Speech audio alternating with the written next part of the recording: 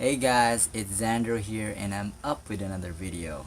This time it's not a vlog, but it's something that really makes sense for people who have problems or are struggling with their communication skills, specifically with English. And if this is you, you better watch this out because I've just created this video entirely just for you.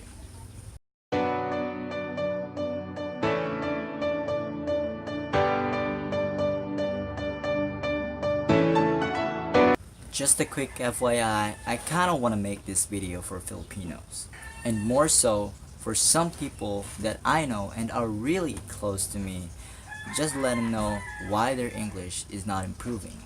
But you know what? Fact is, most people, and I'm referring here to countries that have their own languages aside from English, are having these issues as well. So, without further ado, let's jump right into the following reasons why your English is not improving well. First, you spend less time learning the language. Now, this is where the problem really starts. See, when you tell yourself or others that you want to improve your English, but you're actually not investing the time in learning the language, it's quite a bit of contradiction right there. Look, English is not something that you can just learn and perfect overnight, okay?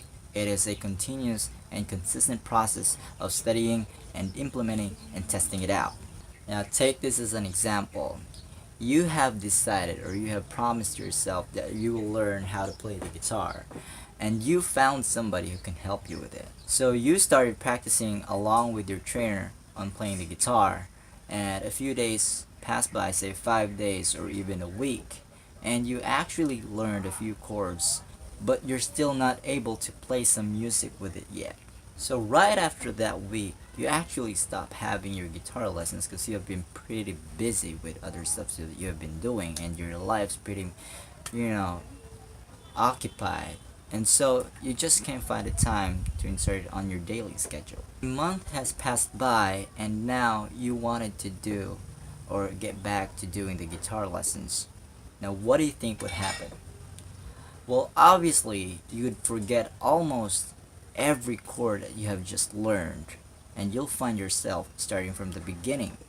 So just like in English, when you're practicing it, and you're not doing it consistently, and I'm saying here on a day-to-day basis, when you've stopped learning it, that actually leaves you back to square one. See, it's a skill, and it can be learned.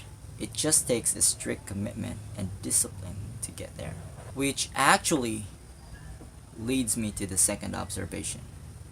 You slack off when it comes to learning the language. Whenever you want to learn English, you always end up not learning it. Why? It's really simple. It's because you always make these excuses, not to do it. Say like, Xandro, we just don't speak English inside the house, so I can't really practice it a lot. Or say, my family always laughs at me when I try to speak in English, and they think I'm trying so hard when I really look stupid and dumb. That's bullshit, man. That's crap right there. Listen. Laziness and excuses are your worst friends, and procrastination is your worst enemy that cloaks himself thinking that is your friend. And it's really okay to put things in another time.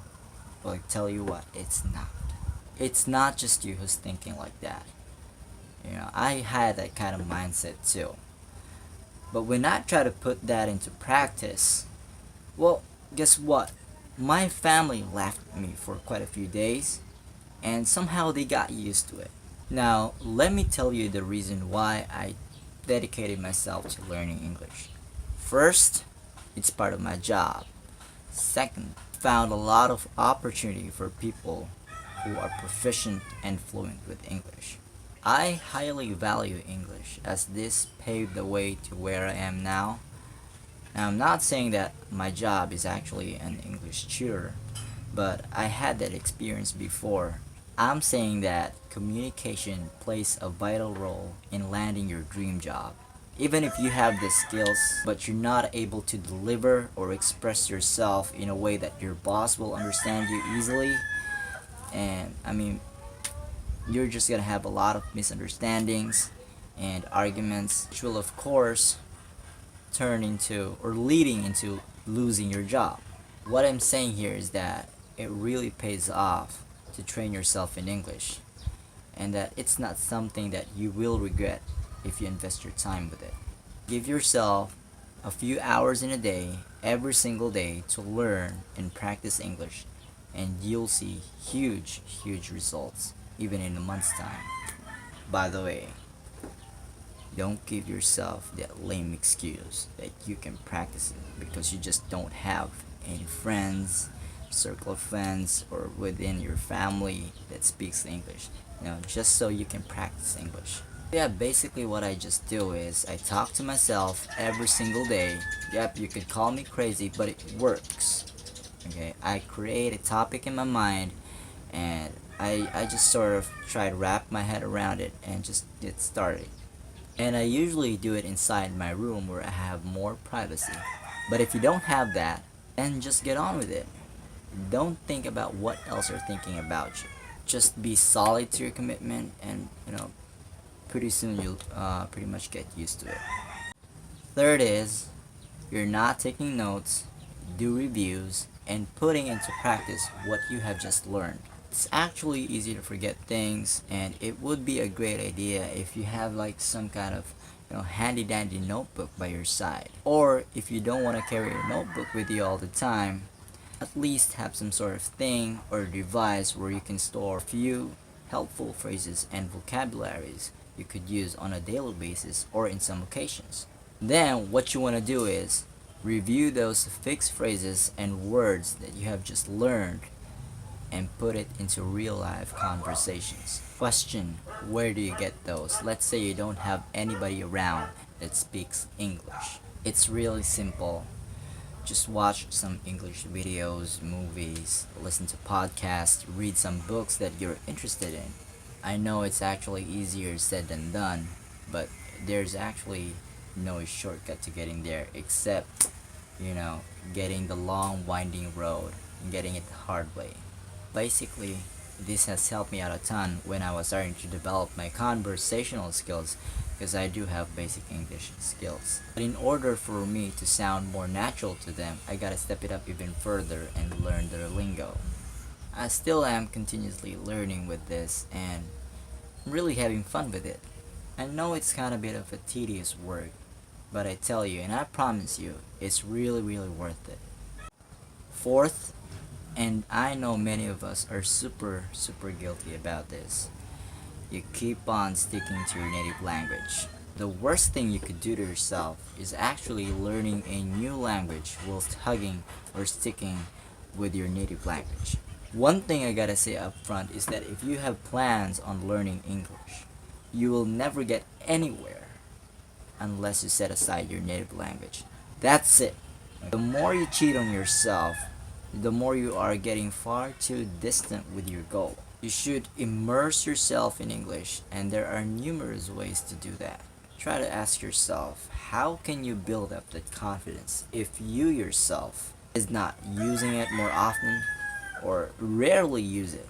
It's just not possible, right? Fifth is you're not taking it too seriously.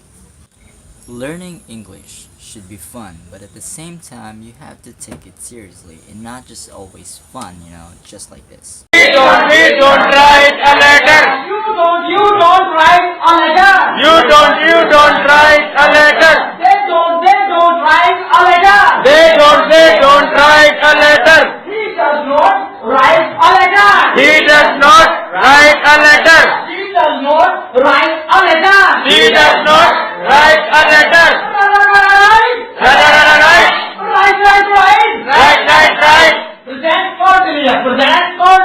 Right. Present continuous. Yes, it looks and sounds funny, but are you learning something from it? I don't think so. See, after making some funny conversations, everything would just kick back to normal, and you'll just, see yourself not getting serious with English any longer. When you try to apply for a job and your interview asks you in English, of course it's polite to reply back in English. At this point in time, you're probably thinking deep, getting sweaty all of a sudden, and you're trying to respond back in a very, very slow manner. There and there, your interviewer could easily identify that you're struggling and having difficulty expressing your thoughts, and you start looking awkward and funny. I know that some of you guys have experienced this ugly situation before, and I am no exception because I have been on this case as well. Now, how do you get out of this situation, you say? Take English seriously, sincerely, continuously, and it's always best to have yourself prepared. Sixth, you're obsessed about making mistakes. You see, not all people are brought up to this world and raised with English as their primary language. Every normal person would obviously commit this. So you don't have to get obsessed or get caught up too much with the idea that you can't hold a conversation just because you're afraid or scared that you might make mistakes or, grammatical errors. If you're trapped with this mindset, the only way to get out is to think more openly. Make mistakes, it's fine. Just make notice of it and try to, record it if you can to rectify it later. There's no better way to improving yourself in the language by correcting yourself and have somebody who is more fluent in it.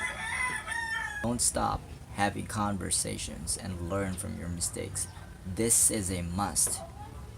Build up more confidence in speaking and with the language you're trying to master.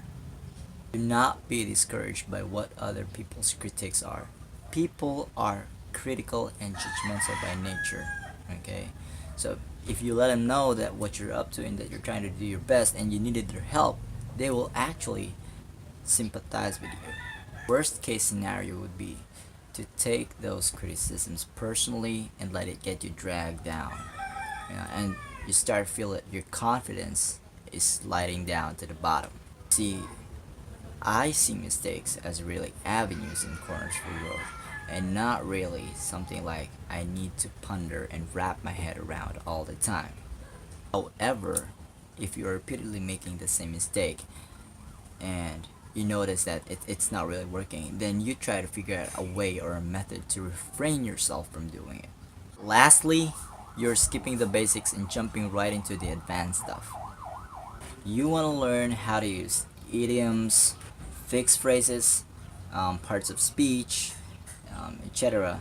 And you don't really know what it is or what it does and how to use it and when to use it in conversations and stuff like that. So it's really, really frustrating. As much as we'd like to jump into the advanced stuff, but it's just not possible unless you have a solid foundation and understanding of the language. Just like you want to do some tricks with your bike, but you barely just get started with bike.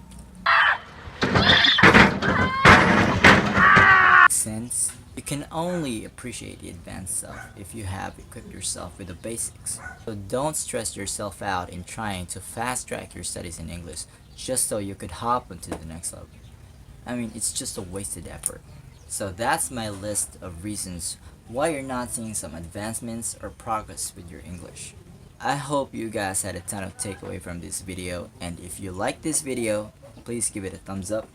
And more so, if this video has helped you in some way, would appreciate if you could sub to my channel. And actually, I'm planning to create more helpful videos in the future. Apart from that, this channel is pretty much new, so if you guys could, show some support and give some love in there, that really means a lot to me. So don't forget to hit the subscribe button down below, and yeah, let me know what topics you want me to cover next so I could create a video for that. Just leave it in the comments below, and as always, see you guys on my next video.